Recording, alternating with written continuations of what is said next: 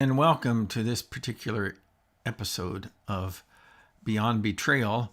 And this is all part of our forgiveness intensive. And we're on step 8, and we've been going through the 8 steps to forgiveness. And step 8 is be patient and give yourself grace. You know, that's important.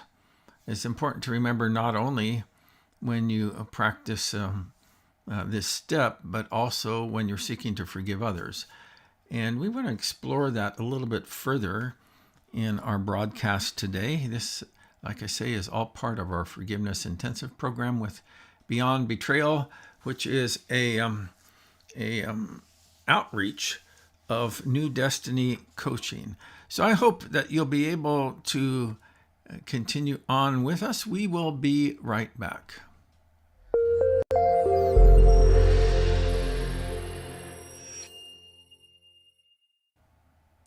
Hello, Karen. How are you doing today? Oh, pretty good. How about you? Good. I'm missing Trina. She had family commitments, and so Oh, she isn't able to be with us today. But I'm glad that you were able to make the broadcast. yeah. Cool. So,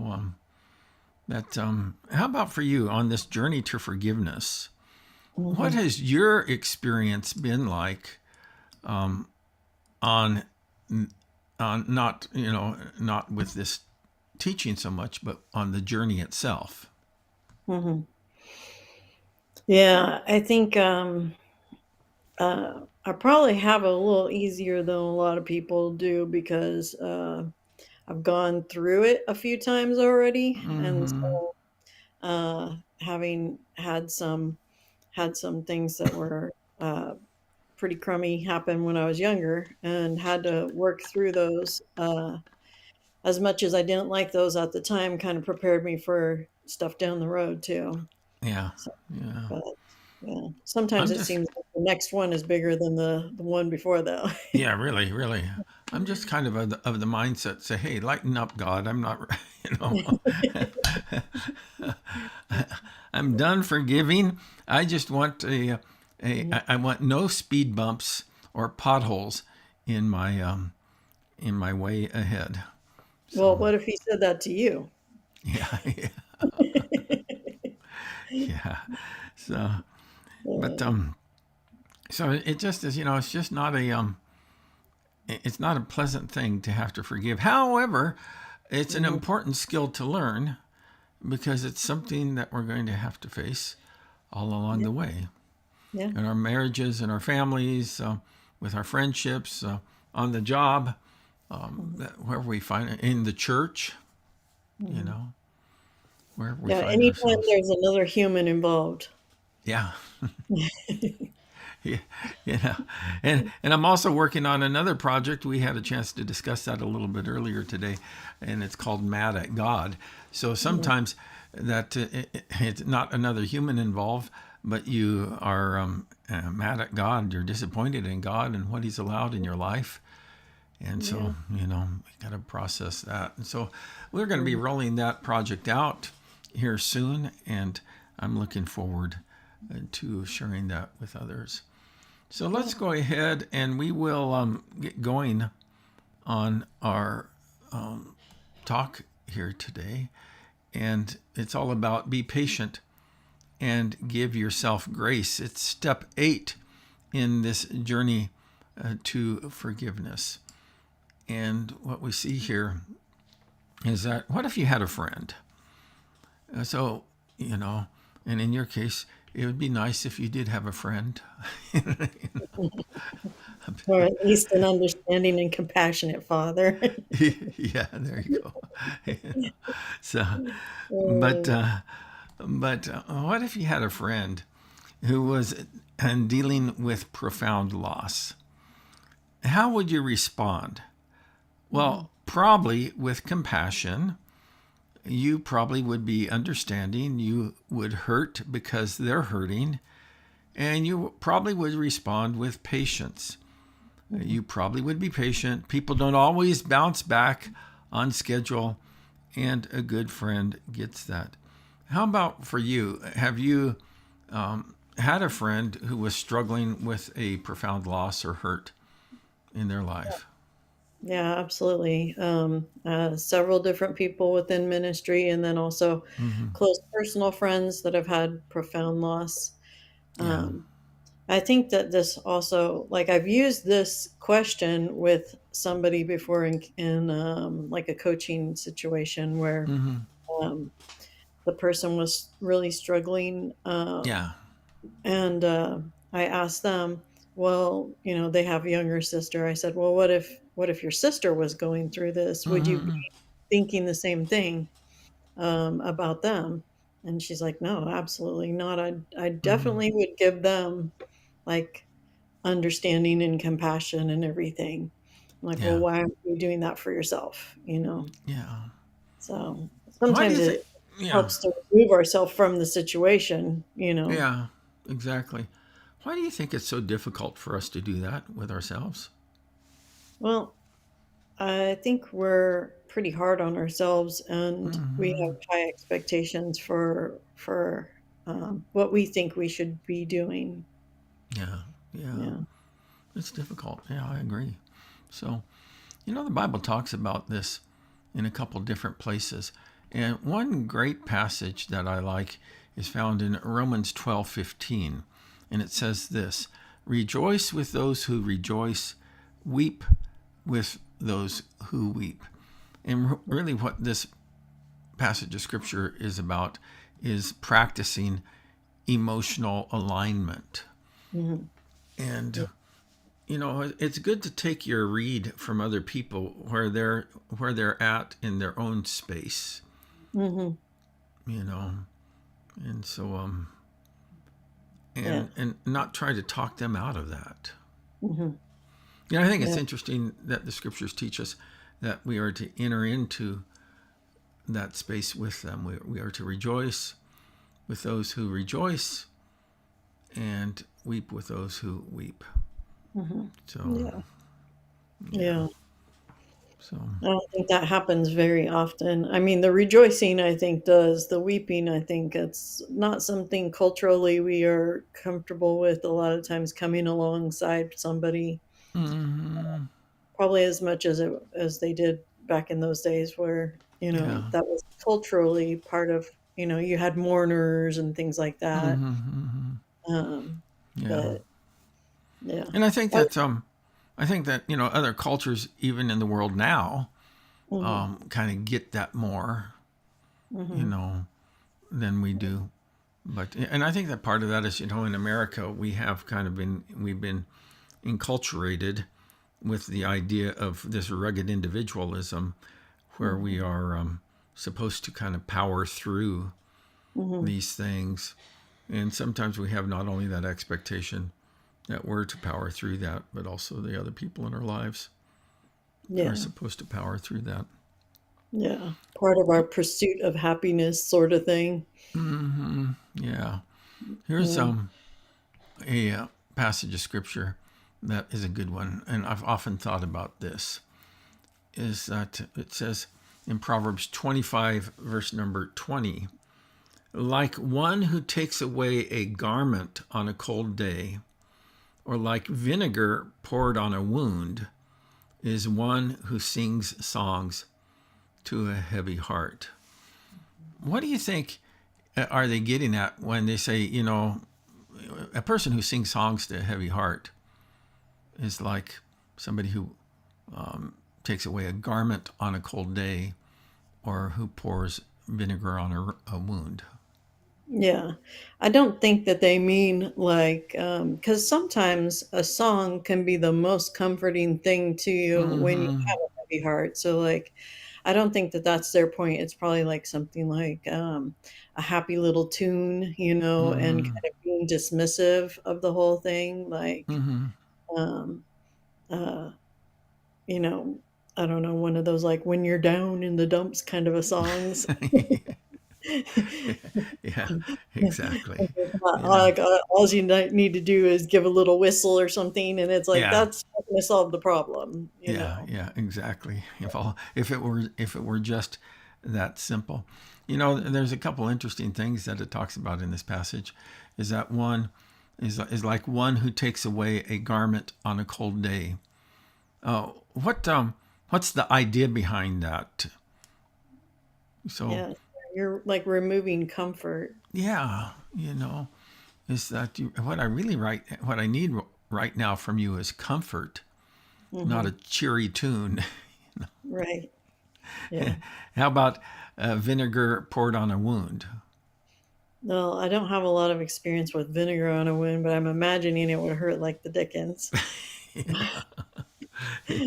I've Yeah, had hydrogen peroxide on a wound, yeah, yeah, yeah, back in the day, yeah. and I had a friend who told me that you had to keep pouring it on it until it stopped bubbling, and I was like, "It's never gonna stop bubbling because that's my blood." So, yeah. So, yeah. So in one case, you're withholding comfort from the person. Mhm. In the other one, all you're doing is aggravating the problem. Yeah. You know, and Yeah. it says this like somebody who does that, sings songs to a heavy heart, just trying Mhm. to cheer you up, is Yeah. that They're it's taking your just comfort away, and they're it's just not gonna. aggravating you. Yeah, I had a guy in a former ministry of mine, and it was kind of like his job. He kind of felt it was his job to talk me out of my moods. Mm.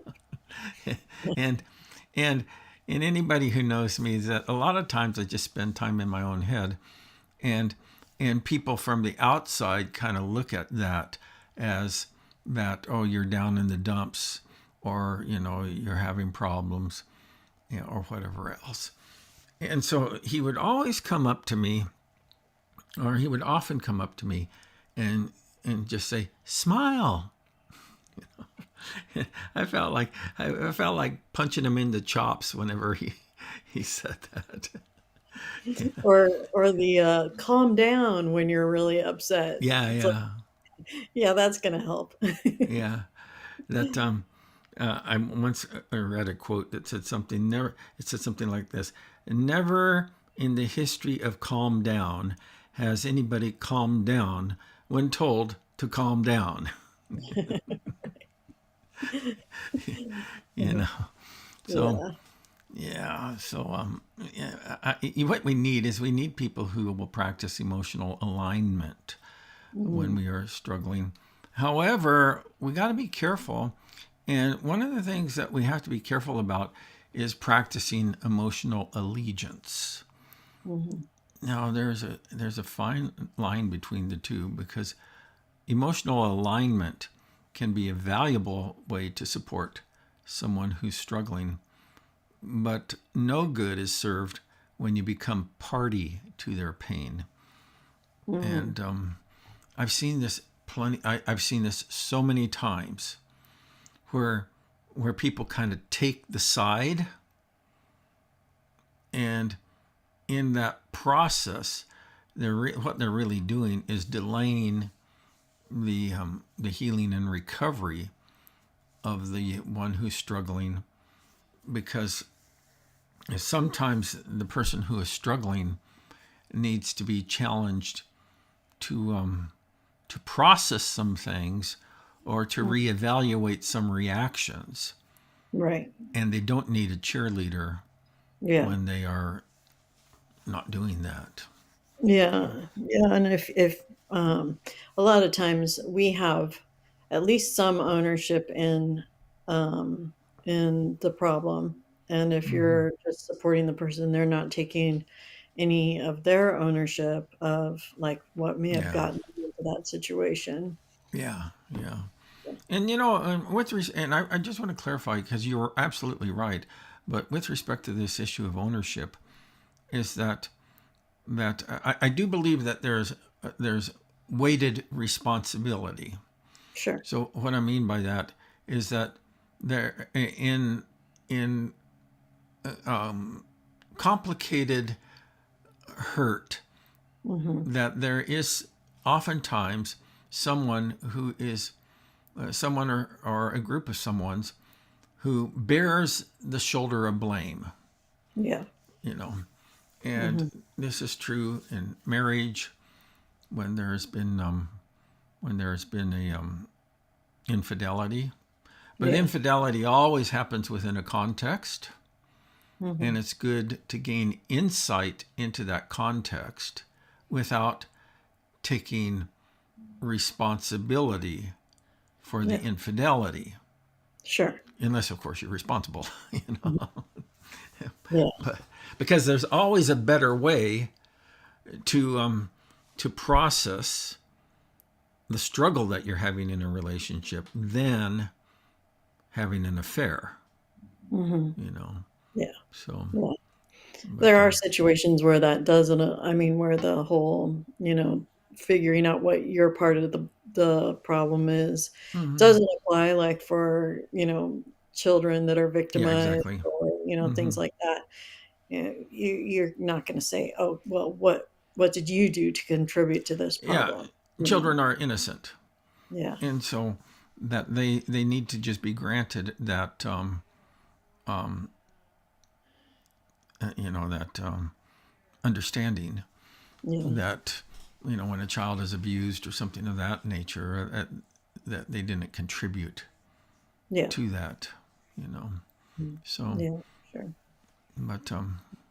but this whole thing about emotional allegiance can be really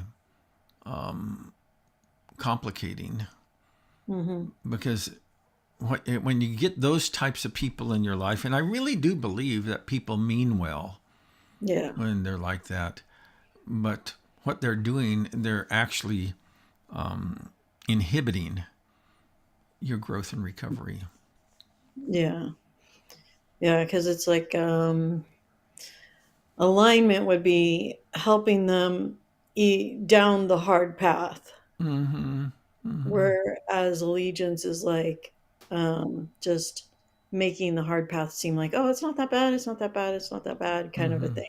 Like Yeah, just or even, and I hear what you're saying, and that, but it also emotional allegiance is where oftentimes we kind of become party to the pain, and say, hmm oh yeah. So in the case of infidelity, we have the person who is the the offended party versus hmm the offender. yeah, We can use the word victim if you want, but but it does no good to jump in and say, yeah, well, he's such a jerk, and and this and that or whatever, and start to talk smack about the offender, because you're really not helping a person to process. yeah, You become an ally in their pain, hmm but not really. I tell people all the time, that I can walk with you in this, but I can't walk for you in right, this process. yeah, I was talking with a person just recently about this whole thing of emotional allegiance, and it really becomes something that that works against us, hmm and we have to ask ourselves, why do I feel compelled, with this person that I was talking to, is that I says, I will be your ally, or yeah, I'll be, I will seek to emotionally align with what you're doing. hmm But as soon as my BS meter goes off with you, it's, yeah, you know, that's that's when I'm going to call you on it. I'll do hmm it in a nice way, but I'm just not going to let slide the things that are not working towards your recovery. You know. yeah. Yeah, like, so if you think about it like Switzerland, you can be supportive, but then once you say, "Okay, we're gonna partner up with this person and go against the Mm-hmm. other person," then Yeah. you're no longer neutral. Mm-hmm. Um, Yeah. yeah. And the thing, the thing that I've discovered that really helps me is really to think through what promotes health in this situation, both Yeah. both the person's individual, personal and spiritual health, but then also the relational health. What Mm-hmm. can I bring to this that will promote health? Mm-hmm. And that really has to be my primary concern when working with people or coaching them, Yeah. And So is stepping into it and supporting them going to be healthy for you too? Like it. it's not, I mean, taking sides is not. The only side to be on is on the side of healing, growth, and recovery. See, that's all I care about, you know. Yeah. And when I need to support you, I will support you, and when I need to challenge you, I will challenge you. You know. Mm-hmm. So Yeah. okay, let's go to the next one. So so what we need to do is that we need to extend grace to others, and we also need to extend grace to ourselves. So, in other words, that if we had a friend who was going through the same thing that we're going through, is that we would give them time to heal, and we would give them support on a path of healing. Mm-hmm. And so, the same for yourself Yeah. is that learn to give grace to yourself, give yourself the time that you need to heal, and continue on your journey to recovery. I had a thought about that. Mm-hmm. You had asked, why do you think that people don't give themselves the same grace that they give other people? Yeah. I think a lot of times it's because of shame. You Mm-hmm. know, you don't feel the other person's shame when they go through the situation, but when you're going through it, you feel shame. Mm-hmm. Mm-hmm. Mm-hmm. Yeah. I think that shame factors huge plays a huge role in Yeah. this. So yeah, we need to give ourselves grace. And and one of the things that when we're working with a person or individuals who have been betrayed by a spouse or a co-worker or somebody in the church, and there is at least they are kind of looking at the prospect of reconciliation, Hmm. is that we need to remember that people don't recover at the same pace. Yeah. And so you may be a little bit further down than the other party. Yeah. And so that's why I really think that it's vitally important to get somebody involved, either a therapist or a coach, who is not involved in the betrayal, in the Yeah. pain, to Hmm. help kind of coach you through that process. You know, Yeah. so there are a couple of things. There's a few other things that are good to remember. Is one is that you don't have to be perfect on your journey, and this is, by the way, gets back to what we were talking about. Why don't we extend grace to other people? Is because a lot of times we feel like it's kind of one of these things, is that I should be Hmm. further along in this Yeah. than I am. And it's just completely a false statement. Yeah. You know, yeah, you are where you're at. Hmm. Right. You know, and Yeah. just because you're not where you think that somebody else thinks you should be, including yourself, then just quit entertaining those thoughts. You know. Yeah.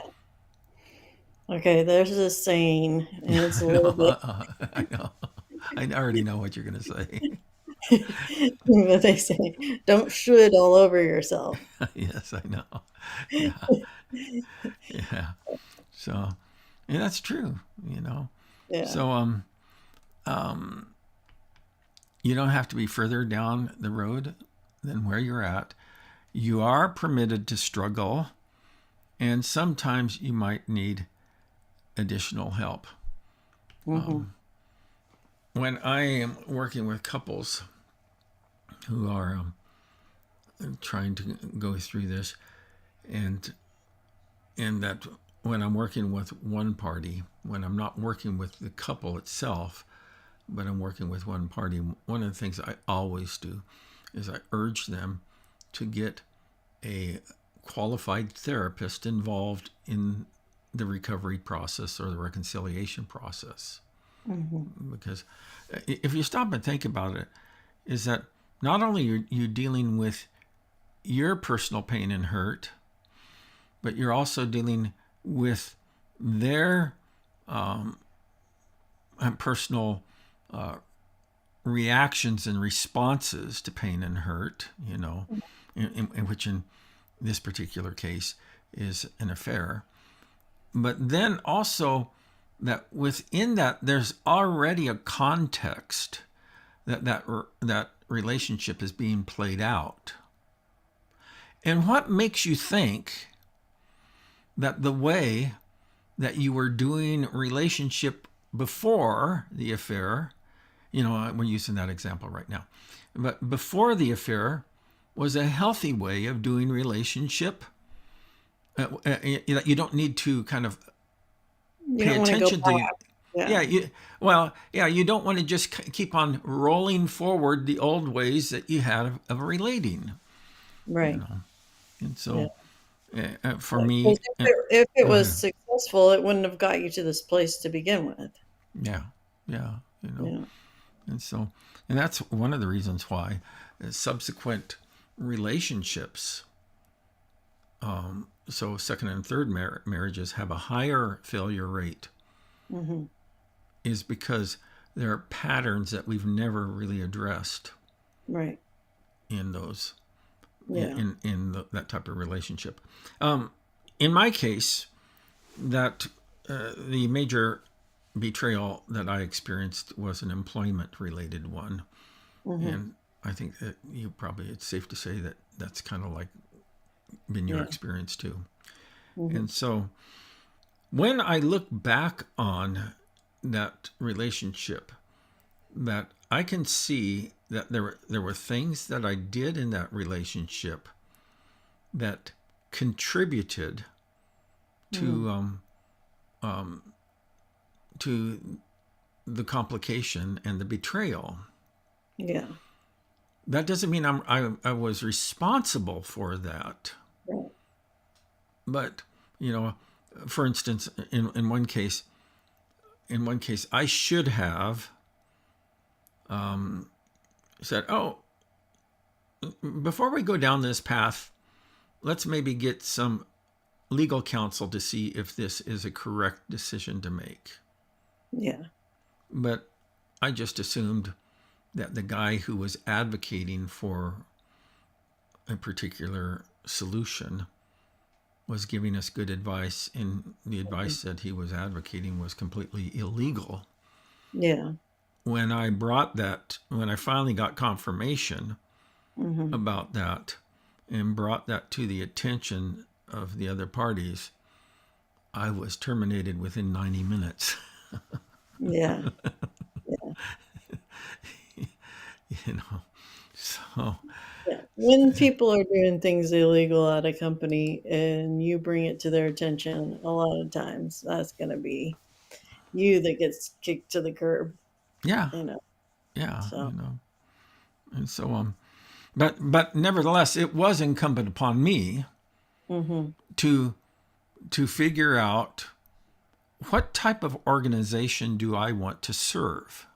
Right. And if it's an organization that will turn a blind eye to certain illegal activities, then that's not a good space for me to be in. It's not a good space for me to participate in. Yeah. Well, and if they're willing to compromise in those areas, then what's making it say that they're going to not compromise when it comes to you? Yeah. Yeah, exactly. So, but, let's just think about it for a moment. Forgiving someone for big hurt is a big challenge. At times it's difficult. At times it's frustrating. At times it's complicated, but it is always, always, always worth it. And you'll discover the payoff if you just don't quit. Yeah. So, so it's just one of those things we got to work it through. Mm-hmm. Yeah. How about for you? You don't have a lot of space between your most recent blowout Mm-hmm. in a relationship and where you're at now. Yeah. But has it been a good experience for you? It hasn't been a pleasant experience, but can you see the fruit? I think it has taught me some invaluable lessons that I, Mm-hmm. learned the hard way. But I don't think otherwise I would have had the context for understanding some things that it has shown me. Yeah. You know, Mm-hmm. yeah. One of those things, like I'll just share this quickly as I can, is that you know just because somebody says they're a Christian doesn't mean that they're a Christian. Mm-hmm. And uh, and then I would highly encourage anybody, if they're, kind of in a space where they're with another Christian that's causing the strife, is to look at the Galatians chapter 5, because it outlines, not just the fruit of the spirit, but also the acts of flesh. And Mm-hmm. it makes it pretty obvious once you look at it that, okay, is this person living according to the spirit, or are they living for themselves? Mm-hmm. So, not to get too entangled into relationships where somebody is saying that they're one thing but doing another thing. Yeah. You know, Yeah. so, And and that's where it becomes incumbent on us hmm that that if that's the case, then we have to, and if there is not a course correction, hmm then it's really in our best interest to not participate in that relationship. yeah. And unfortunately, that takes time a lot of times to figure out. So, like, Mm-hmm. in an employment relationship, you don't have like a lot of time. It's not like you can date the person for a year before you decide to get married to them. Yeah. But when it comes to dating and marriage, I do think it's important to like date for a while so you can see, like, is this person bearing fruit Mm-hmm. that that's actually good fruit, or are they a Mm-hmm. tree that just acts like they're a fruitful tree and Yeah. then really isn't, like the fig tree that produced no fruit. Mm-hmm. Um, Yeah. it looked like a fig tree, and it had from a distance it looked good, but as you got closer to it, and just, you know, Mm-hmm. Yeah. You know, not very. one of the best questions I stumbled across recently was this: is that what do you want the fruit of your pain to be? Mhm. Because a lot of times our pain just takes us into anger Mhm. or bitterness, resentment, hatred, despair, discouragement, depression. But there Mhm. are those occasions when we decide to manage our pain correctly, or well, I guess, in a healthy way, that our pain will produce the fruit of discernment, Mhm. growth, self course correction. I discovered for myself that one of the areas that I needed to grow in was it was to not be codependent and to be more assertive in dealing with my ministry peers Mhm. when what's going on is really not it doesn't smell right. Yeah. Yeah. And so there is pain is really can be a very valuable teacher Mhm. when we learn its lessons. Yeah. You know, so Yeah. well, that's what we're all about here at Beyond Betrayal, is that we believe that life can be good again, beyond betrayal, and the whole idea is that forgiveness is the only good path forward. It's what sets wounded hearts free. Hey, stick around, Karen. I want to wrap this thing up. But any final comments that you'd like to make before we close? Yeah. It's not easy, but it's worth it. Yeah, Yeah. that's for sure.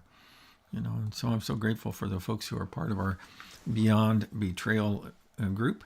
And we want to do all that we can to help them to really help cultivate the fruit of their pain, the good fruit of their pain. So, so check us out.